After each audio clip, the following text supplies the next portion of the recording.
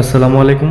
আমি আবিদ বেনাপোল টিভির পক্ষ থেকে আপনাদেরকে স্বাগতম জানাচ্ছি আজকের ভিডিওতে। তো আজকে আমরা যে বিষয়টা নিয়ে কথা বলবো সেটা বাংলাদেশের বা ইন্ডিয়া থেকে যখন বাংলাদেশে যারা আসতে চায় তাদের কি ধরনের ভিসা করার জন্য কি ধরনের প্রসেসিং রয়েছে এবং বাংলাদেশ থেকে যারা ইন্ডিয়াতে যেতে চান তাদের কি ধরনের প্রসেসিং রয়েছে এই বিষয়টা নিয়ে আজকে একটু আলোচনা করব। তার আগে একটা বিষয় বলে রাখি, আজকে ৭২ টাকা বাংলা টাকা ইন্ডিয়া টাকা হচ্ছে বাংলা টাকা ইন্ডিয়াতে যখন এক্সচেঞ্জ করবেন ইন্ডিয়ান রুপি পাবেন ৭২ রুপি।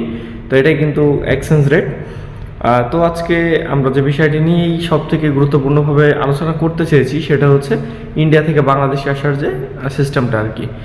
এই মুহূর্তে কিন্তু বাংলাদেশে যেমন ভিসা দিচ্ছে না, ঠিক এমনই একইভাবে কিন্তু ইন্ডিয়াতেও ভিসা দিচ্ছে না বাংলাদেশে আসার জন্য।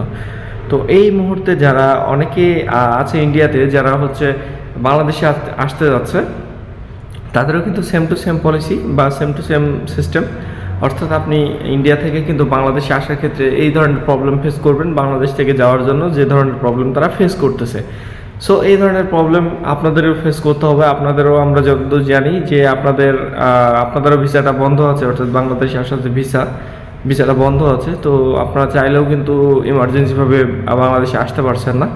তো এই মুহূর্তে সব থেকে গুরুত্বপূর্ণ যেটা আপডেট সেটা হচ্ছে বাংলাদেশ থেকে ইন্ডিয়াতে কারা যেতে পারছে, তারা হচ্ছে একমাত্র স্টুডেন্ট, অর্থাৎ যাদের স্টুডেন্ট ভিসা আছে তারা কিন্তু ইন্ডিয়াতে যেতে পারছে বা ইন্ডিয়া থেকে বাংলাদেশে আসতে পারছে।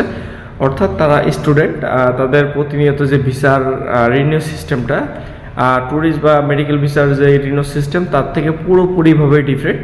যার কারণে কিন্তু ইন্ডিয়া থেকে যারা ইন্ডিয়াতে যেতে যাচ্ছে স্টুডেন্ট ভিসায় বা আসছে তারাও কিন্তু স্টুডেন্ট ভিসার যাত্রীরাই। তো এই মুহূর্তে ইন্ডিয়াতে শুধুমাত্র স্টুডেন্ট ভিসায় যাতায়াত করতে পারছে এবং মাঝে মধ্যে অনেকেরই যাদের মেডিকেল ভিসাটা দিচ্ছে তারা কিন্তু যাওয়া আসা করতে পারছে।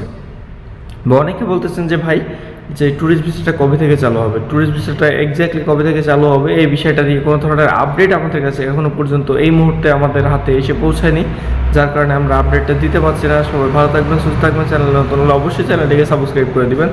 ধন্যবাদ সবাইকে। আসসালামু আলাইকুম।